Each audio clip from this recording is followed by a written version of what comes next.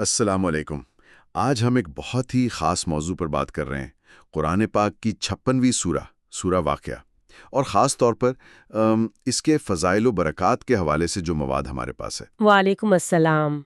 جی، یہ سورہ بہت اہمیت کی حامل سمجھی جاتی ہے۔ بالکل، تو یہ جو ذرائع ہمارے پاس ہیں یہ زیادہ تر اس سورہ کی تلاوت کے عملی فائدوں پر بات کرتے ہیں، جیسے کہا جاتا ہے کہ رزق میں فراوانی ہوتی ہے، غربت سے تحفظ ملتا ہے۔ جی ہاں، یہ نکات بہت عام طور پر بیان کیے جاتے ہیں۔ تو آج ہم یہی دیکھنے کی کوشش کریں گے کہ ان ذرائع میں کیا کیا اہم باتیں کہی گئی ہیں اور ان کی کیا اہمیت بتائی گئی ہے۔ ضرور۔ اچھا، تو سب سے پہلی بات جو شاید سب سے زیادہ مشہور بھی ہے وہ ہے غربت سے حفاظت، فقر و فاقہ سے بچاؤ۔ ایک حدیث کا بھی اکثر حوالہ دیا جاتا ہے، آپ نے بھی سنا ہوگا کہ جو ہر رات سورہ واقعہ پڑھے گا، جی، اس سے کبھی فاقہ نہیں ہوگا۔ ہاں، اسے کبھی فاقہ نہیں ہوگا۔ یہ تو بہت بڑی یقین دانی ہے۔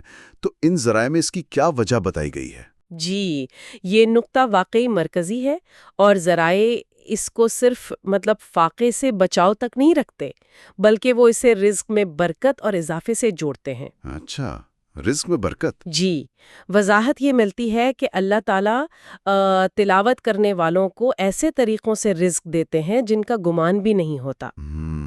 غیر متوقع ذرائع سے۔ بالکل، تو گویا یہ ایک روحانی عمل ہے، لیکن اس کے دنیاوی اثرات بھی بیان ہو رہے ہیں۔ صحیح، یعنی یہ صرف مالی پہلو نہیں، اس میں وہ توکل والا پہلو بھی آ گیا کہ اللہ پر بھروسہ کرنا ہے رزق کے لیے۔ یقیناً یقیناً۔ اچھا، یہ تو ہوئی دنیاوی فائدے کی بات۔ اب سورہ واقعہ میں تو قیامت کا، آخرت کا، جزا سزا کا بڑا تفصیلی ذکر ہے۔ کیا ان ذرائع میں اس حوالے سے بھی کچھ ہے؟ جی ہاں، بالکل ہے۔ ذرائع اس بات کو نظر انداز نہیں کرتے۔ وہ بتاتے ہیں کہ سورہ واقعہ قیامت کا منظر، وہ جو نقشہ کھینچتی ہے نا۔ جی، وہ 3 گروہوں والا ذکر۔ ہاں، اصحاب الیمین، اصحاب الشمال اور السابقون۔ تو ذرائع کہتے ہیں کہ یہ منظر کشی اتنی واضح ہے کہ پڑھنے والے کے دل میں آخرت کی فکر پیدا ہوتی ہے۔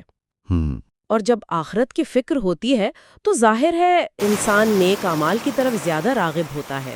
تو مطلب یہ ہوا کہ دنیاوی فائدوں کے ساتھ ساتھ یہ آخرت کی تیاری میں بھی مددگار ہے، کردار سازی میں بھی، ایسا کہہ سکتے ہیں؟ بالکل بالکل، ذرائع کا یہی کہنا ہے۔ تو پھر اس سے روحانی سکون والا پہلو بھی جڑتا ہوگا؟ یقیناً۔ دیکھیں، جب آخرت کی فکر اور اللہ کی قدرت کا بیان پڑھا جاتا ہے تو اس کا دل پر گہرا اثر تو ہوتا ہی ہے۔ صحیح۔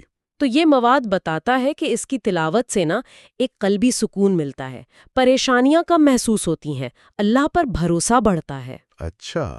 اور یہ صرف کوئی وقتی سکون نہیں ہے۔ ذرائع کہتے ہیں کہ یہ ایمان کو تازہ کرتا ہے، اللہ کی نعمتوں کی یاد دہانی کراتا ہے۔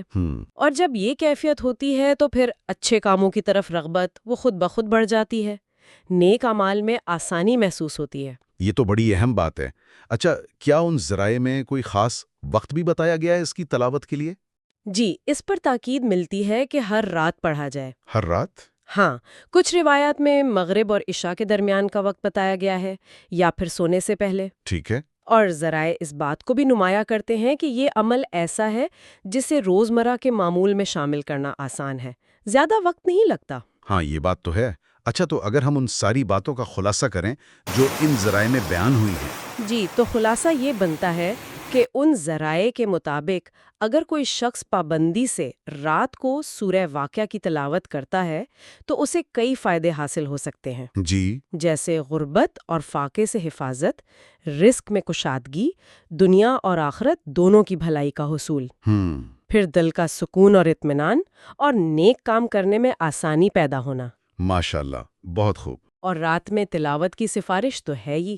جی، اور ایک بات اور، یہ ذرائع آخر میں یہ بھی کہتے ہیں کہ مزید گہرائی کے لیے کسی عالم سے پوچھیں یا تفسیر دیکھیں۔ جی ہاں، یہ مشورہ بھی دیا جاتا ہے۔